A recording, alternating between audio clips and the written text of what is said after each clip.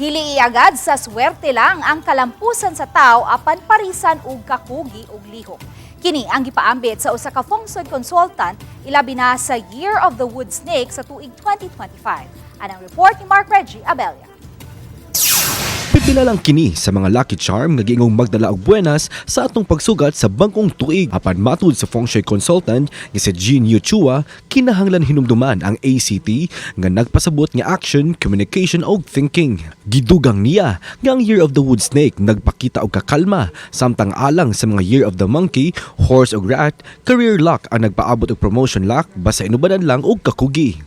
Alang usab sa mga Year of the Rooster, mipahimangno si Jean Yu Chua nga mag-inampingon sa pagpadala og kwarta ilabi na sa mga pag-invest sunod tuig aron kalikayan ang pagkalugi.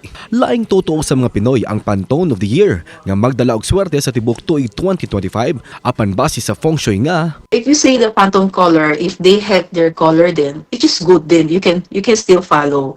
Kasi ang color naman can enhance your emotions to be more positive thinking and to be more happiness.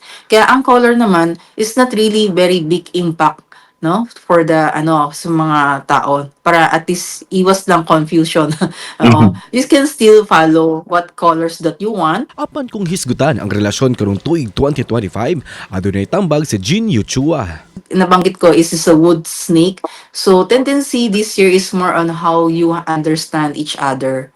So might be you need to have the effort, the time, and the patience to deal with the partner para at least you can maintain and prolong your relationship. Ang lucky charm maghatag lang kanato og maayong enerhiya apan ang mas labing importante ang pagpaningkamot inubanan sa hugot nga pagtuo sa Ginoo.